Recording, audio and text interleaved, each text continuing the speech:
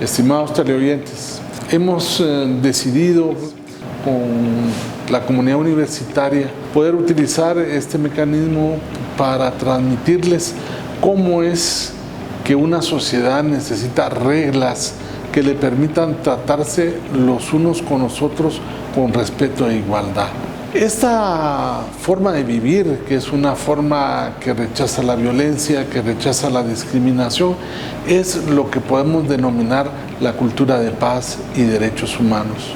El Consejo Superior Universitario, en forma responsable y consciente de la necesidad de un nuevo tipo de relaciones que gobiernen las relaciones sociales, ha decidido encomendar al Instituto de Derechos Humanos de la Universidad de San Carlos la tarea de sensibilizar y formar en temas relacionados a la paz. Es así que vamos a desarrollar las ideas de la igualdad para la mujer, la igualdad para los pueblos indígenas, la igualdad para los discapacitados y para todas aquellas personas que de una u otra manera padecen de dificultades en su desarrollo. Pero también vamos a hablar de cómo los conflictos pueden superarse mediante el diálogo, mediante la tolerancia, evitando el enfrentamiento que solamente causa más víctimas y que no resuelve ningún conflicto. Por eso queremos agradecerles el que nos permitan llegar a sus casas con un mensaje claramente de unidad, de solidaridad y de mucho amor. El día de hoy tendremos una interesante exposición sobre ética y derechos humanos. Una exposición que tocará indudablemente esas reglas sociales que permiten que el mundo sea mejor. Para eso hemos invitado a un compañero que les expondrá sobre tan interesante tema.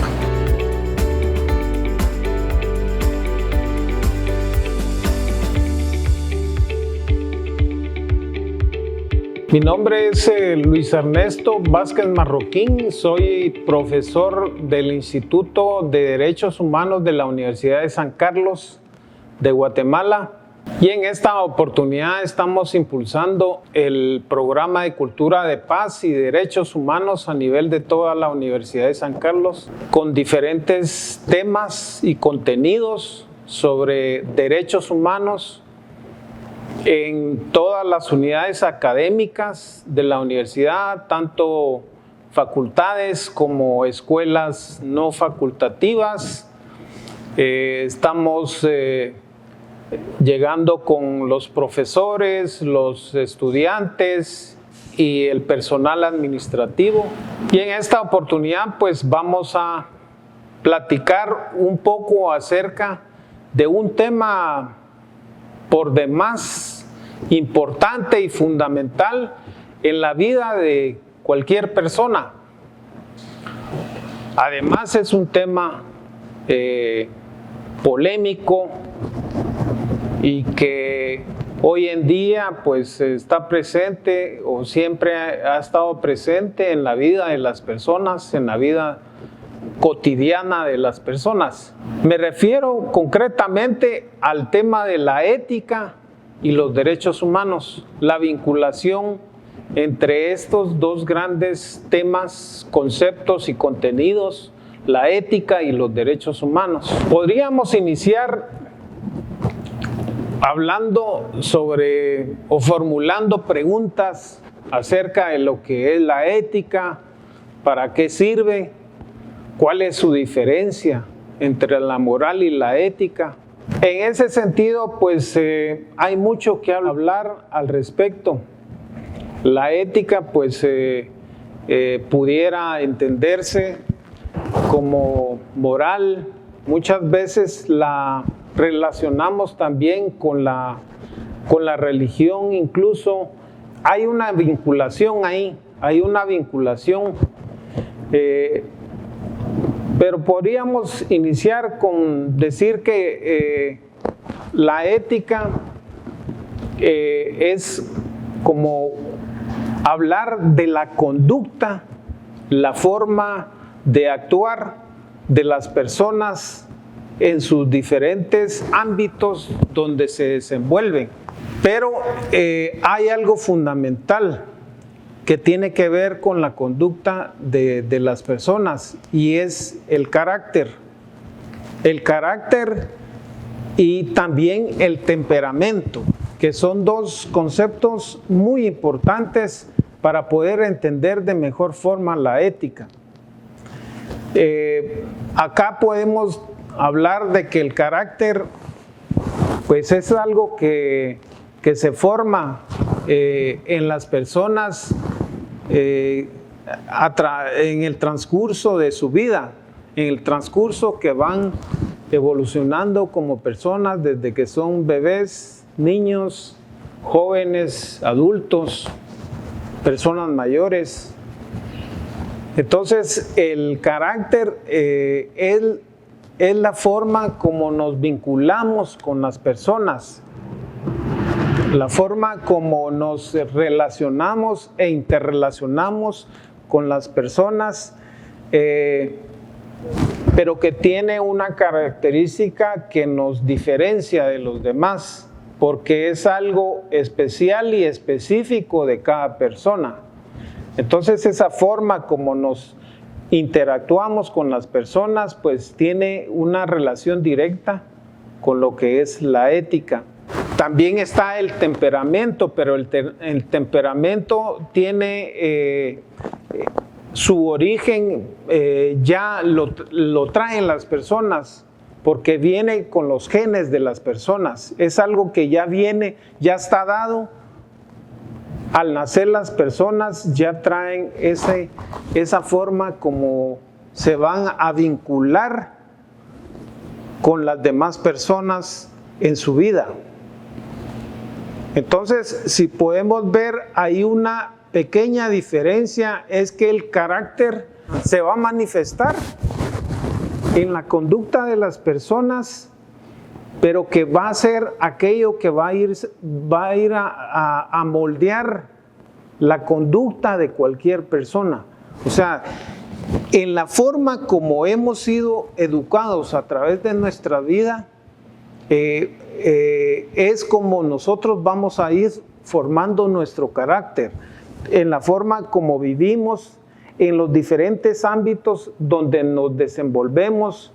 Y acá hay dos ámbitos fundamentales que son, diría yo, básicos para la formación del carácter y la práctica del temperamento de cada persona.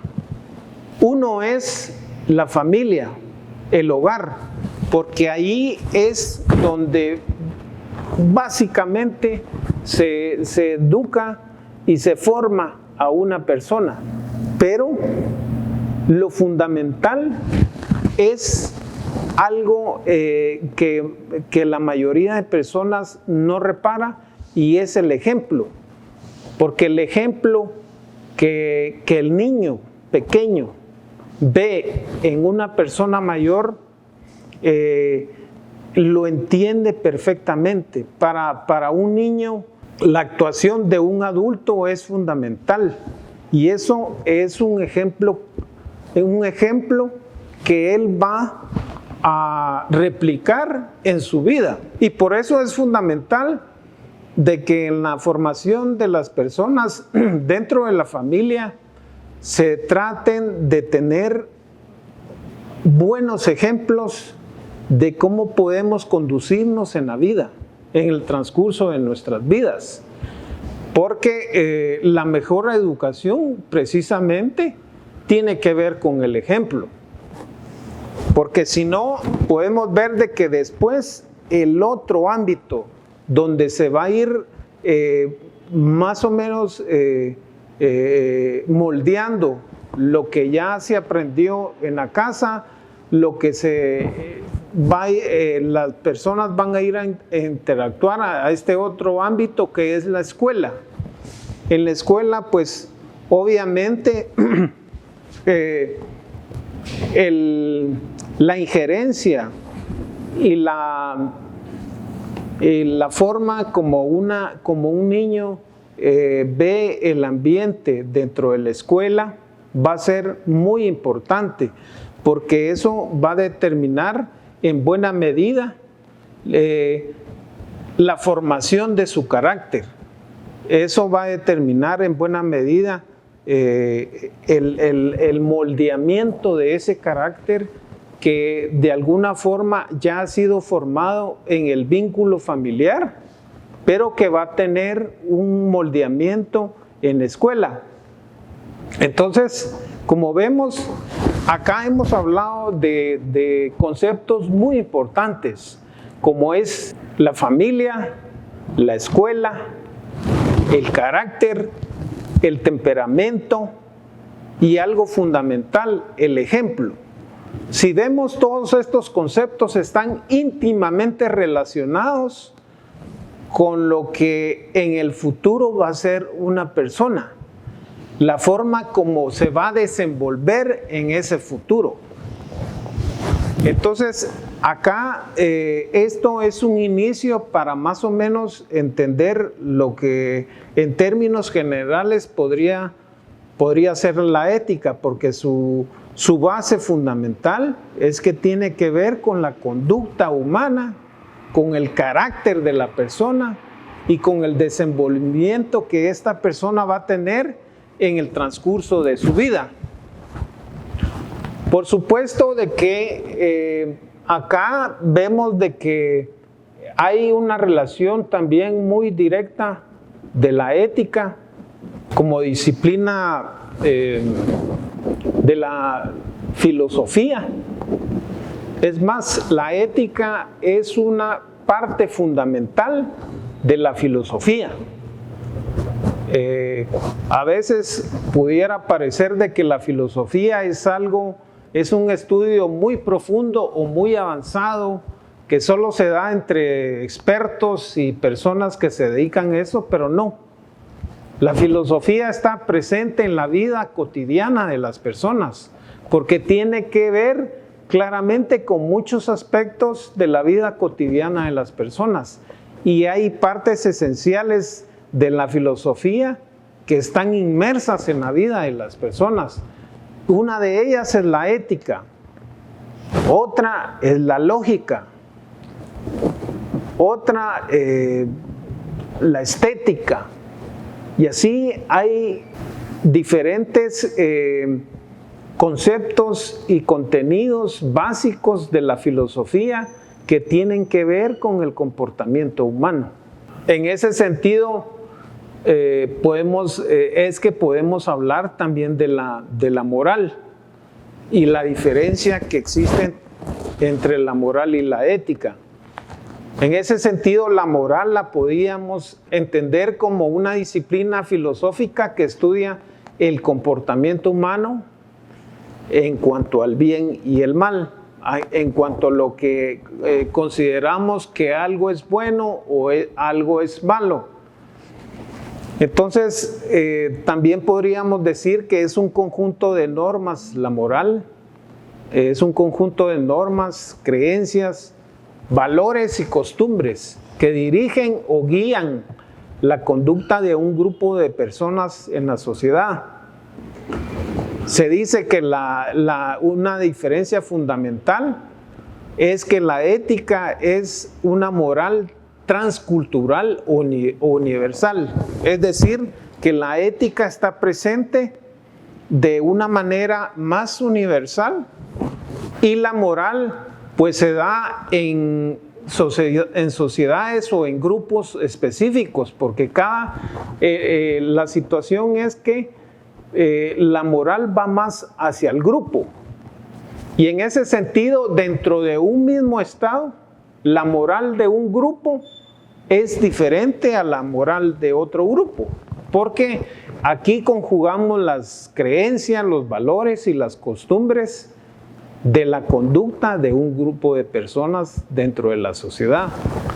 Se podría decir que somos inevitablemente éticos, y aquí podemos hablar un poco de la ética en el sentido de que proviene del griego ethos, que quiere decir precisamente carácter. Entonces, como vemos, la ética está directamente vinculada con el carácter de la persona, aquello que dirige la vida de una persona. Y por eso es que era importante hablar de esos conceptos de los que hablamos anteriormente. Algo fundamental en esto, y tal vez me voy a adelantar un poco, pero tal vez lo vamos a ver más adelante, solo se lo dejo acá, es hablar de la autonomía de la voluntad, que es algo fundamental en la vida de cualquier persona. Es algo cotidiano, pero que pasa totalmente desapercibido, porque obviamente la mayoría de las personas no lo conoce. La autonomía de la voluntad, ¿y eso qué es? Bueno, vamos a hablar más adelante sobre eso. Somos seres morales. Hay una relación como seres morales con la prudencia, con la justicia, el actuar de las personas y las decisiones que toman. Podemos hablar también de las virtudes, que vienen del griego arete, que quiere decir excelente. Aquí podemos hablar de que esto nos lleva a la felicidad. Como vemos, son conceptos que están inmersos en la vida de las personas. Los seres humanos somos estructuralmente morales, entendemos el medio como una realidad que nos rodea. No respondemos automáticamente al medio, porque aquí es donde, por ejemplo, podemos hablar de la autonomía de la voluntad, probabilidades para poder decidir. ¿Somos libres? ¿Creen ustedes que somos libres?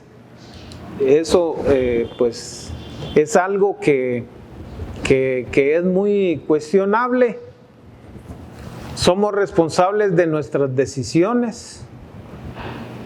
La elección nos hace responsables, esto nos lleva a justificarnos y esto se llama estructura moral. Acá es donde vamos a hablar de la autonomía de la voluntad. ¿Por qué razón? Porque la persona que fue formada, que su carácter fue formado, su temperamento fue moldeado,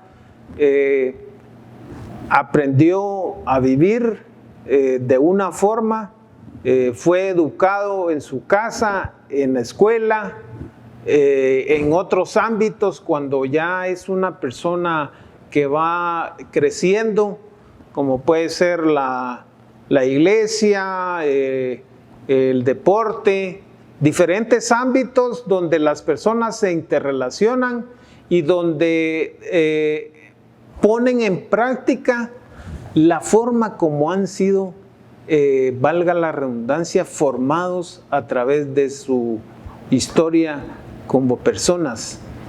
Entonces, en este sentido, es que cobra importancia la autonomía de la voluntad. ¿Y a qué me refiero cuando hablo de la autonomía de la voluntad? Que es precisamente esa capacidad que tienen las personas, todas las personas, de poder tomar decisiones, que es algo que no es fácil. Entonces, esa autonomía de la voluntad puede ser quebrada fácilmente. Esto también tiene una relación muy grande con la dignidad de la persona. ¿Por qué razón? Porque, por ejemplo, los derechos laborales, si hablamos de normativas específicas, los derechos laborales son irrenunciables.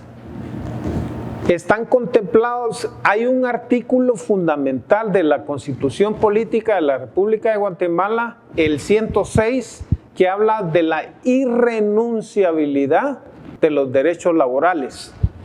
¿A qué nos referimos con eso?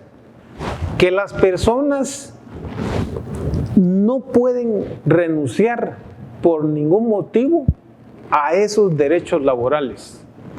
Incluso ese artículo de la Constitución nos faculta para poder exigir, si en dado caso nuestra autonomía de la voluntad fue quebrada, nuestra dignidad fue mancillada como trabajador, podemos basarnos en ese artículo de la irrenunciabilidad para exigir un derecho que ha sido conculcado, un derecho laboral.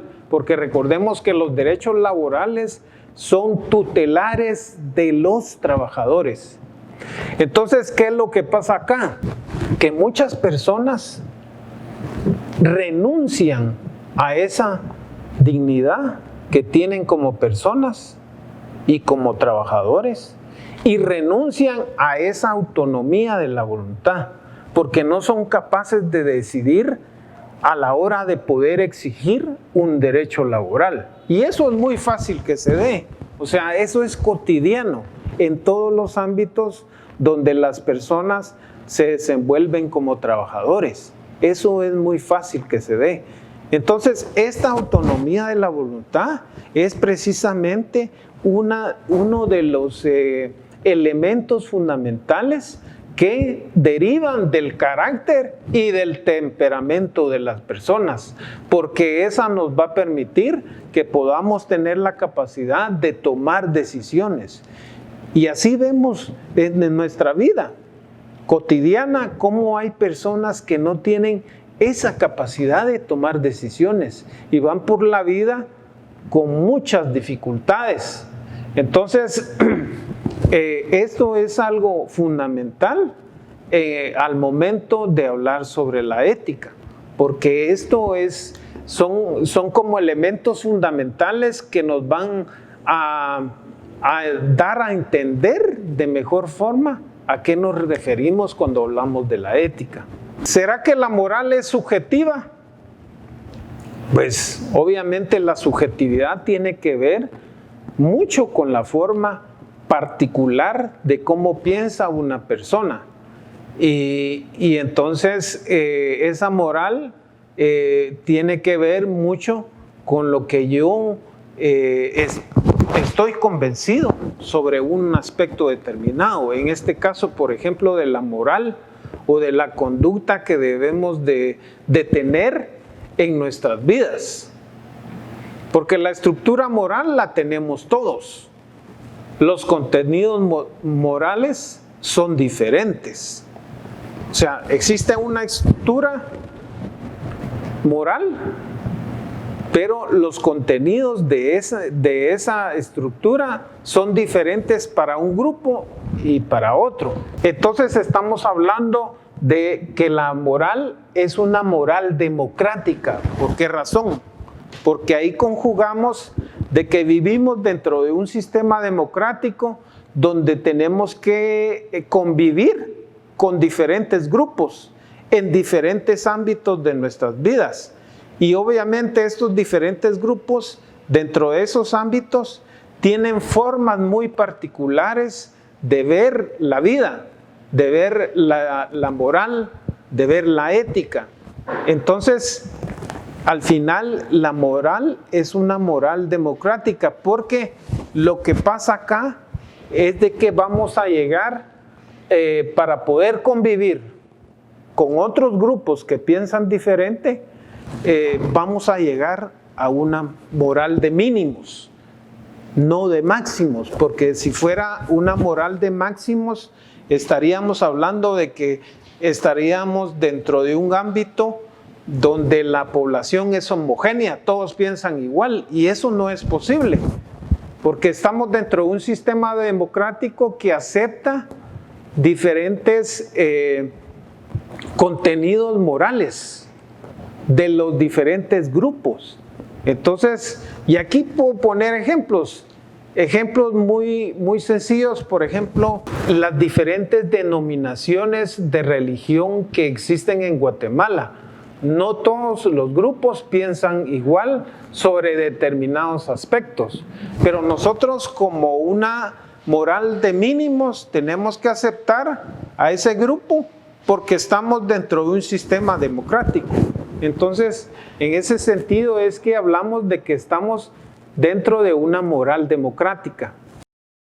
El carácter genera predisposiciones, por supuesto, porque el carácter es lo que nosotros tenemos dentro de nuestro ser, como la visión de cómo podemos conducirnos en la vida, en la interacción que tenemos con las diferentes personas.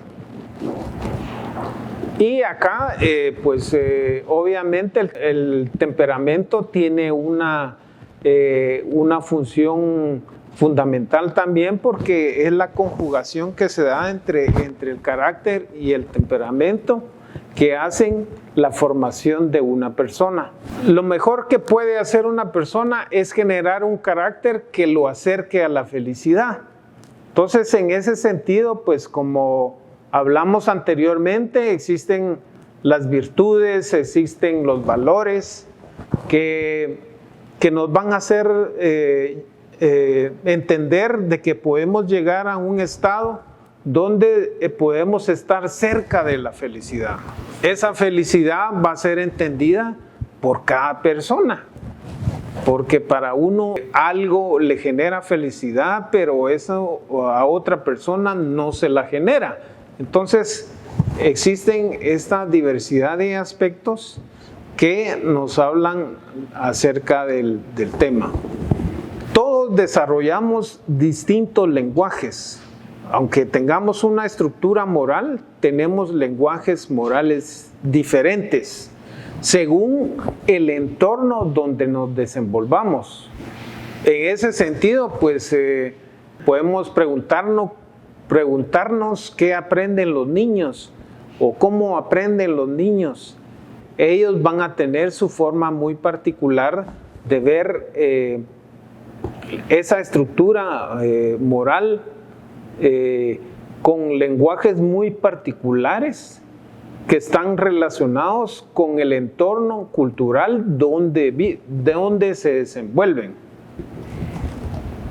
En ese sentido, cada persona tiene su lenguaje moral, porque, por poner un ejemplo, dentro de un país determinado puede ser de que las personas vean como todo normal la tortura, pero a los ojos de, por ejemplo, particulares, a mi forma de ver, por ejemplo, la tortura es algo deleznable, pues. O sea, es inaceptable bajo cualquier concepto.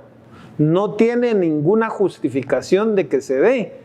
Pero eso no quiere decir de que a los ojos de otras culturas la tortura pueda ser algo normal. Pero en ese sentido, ¿qué es lo mejor para todos? Y acá se ha llegado a través del devenir histórico de la humanidad a ir evolucionando en el tema de los derechos humanos. Esa evolución, como hemos visto, ha tenido su mejor momento en el siglo XX, porque es en el siglo XX cuando los derechos humanos alcanzan su máxima evolución y actualmente siguen evolucionando en este siglo XXI. ¿A qué hemos llegado entonces con respecto a esto de que todos entendemos la moral y la ética de diferente forma de acuerdo al entorno cultural donde nos desenvolvemos? Pues hemos tenido que llegar a algo que nos unifique más universalmente. ¿Y qué es lo que nos unifica más universalmente? Es precisamente lo que constituye la columna vertebral de los derechos humanos, del respeto y protección de los derechos humanos, que es la dignidad de las personas. Con el ejemplo que hablábamos de la tortura, de que para unos puede ser normal, pero para otros es algo aberrante, entonces tenemos que encontrar un punto medio Y a través de la evolución de la humanidad hemos encontrado que la dignidad de las personas, como la columna vertebral de los derechos humanos, es precisamente la base de la cultura universal. Entonces acá vemos claramente la vinculación directa que tienen los derechos humanos, porque precisamente los derechos humanos y la ética, porque precisamente la práctica cotidiana de los derechos humanos nos va a permitir tener una cultura en la cual la ética y la moral van a estar presentes siempre. Acá podemos hablar de Amartya Sen, es un autor que dice que empoderar las capacidades de vida para lograr sus planes de vida, que todos sean felices de la forma que cada quien quiere ser. También hablamos de que existe una desmoralización social. Ya cuando vemos nuestro país específicamente, existe una desmoralización social. ¿Será que todos somos corruptos? Y acá estamos metiéndonos o introduciendo otro concepto que tiene una connotación muy real en los diferentes países, que nos lleva a ver como el lado opuesto de la ética, porque una de las derivaciones negativas o una de las consecuencias negativas de no practicar los derechos humanos y la ética es precisamente que nos puede llevar a que vivamos en un ambiente corrupto. ¿Por qué razón? Porque acá hay muchas implicaciones con respecto a la corrupción, y la corrupción la podemos ver en diferentes aspectos de nuestras vidas. Desde algo tan sencillo como decir mentiras. Eso va, digamos que no es algo que se pueda considerar algo bueno si estamos hablando de moral. Sin embargo, decir mentiras es algo común en la vida cotidiana de cualquier persona. Robar pequeñas cosas es algo común en la vida de las personas. Todo esto nos lleva a actos que van en contra de la ética, de la moral, pero que tienen una relación con cuestiones de corrupción, ya cuando se convierten en situaciones que nos cambian la vida y el actuar de las personas, y esto nos lleva a cometer ilegalidades en nuestras vidas. Existe un gen egoísta en las personas, el altruismo genético. Trabajamos por nuestras personas. ¿Por qué damos algo a los demás? ¿Qué es la corrupción?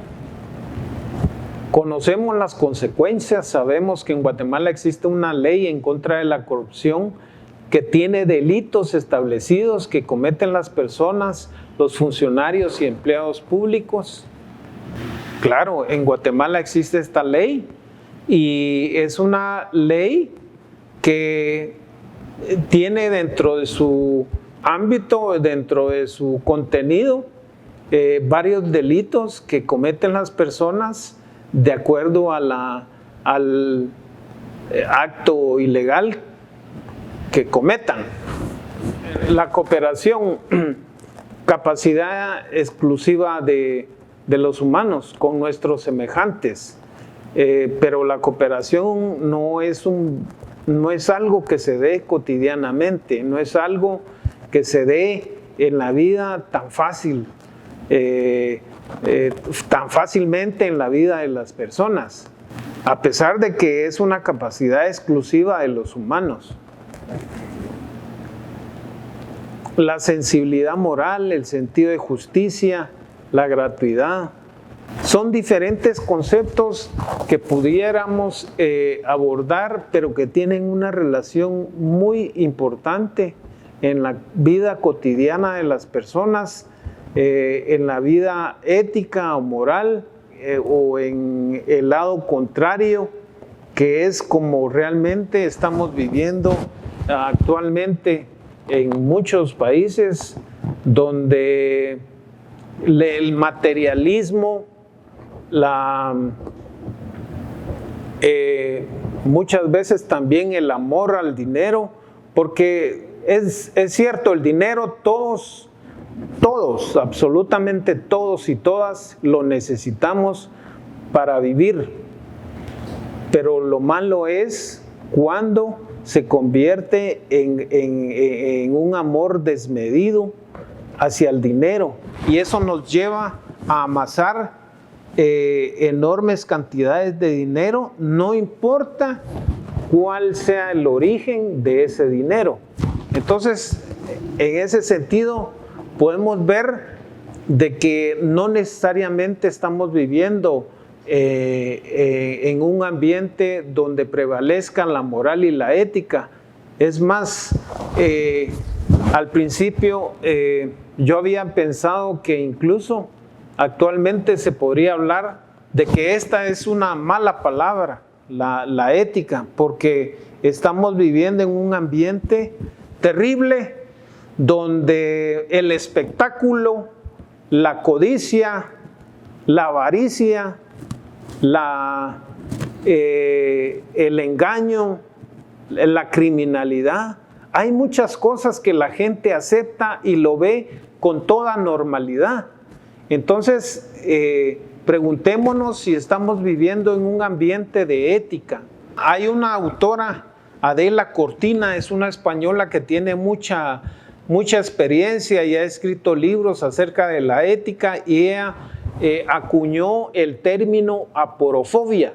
Aporofobia quiere decir el desprecio hacia los pobres, el desprecio hacia la pobreza. Y así vemos cómo muchas veces la discriminación se esconde cuando el verdadero sentir es la aporofobia. Nosotros rechazamos o discriminamos porque tenemos un miedo hacia la pobreza, hacia las personas pobres. Entonces esta autora acuñó este concepto de aporofobia, que es algo bien interesante. Tenemos por acá lo que dice acerca del buen samaritano, que es el reconocimiento del prójimo como portador de los mismos derechos que yo tengo. O sea, en ese sentido también estamos hablando del sentido de la justicia y el de la compasión.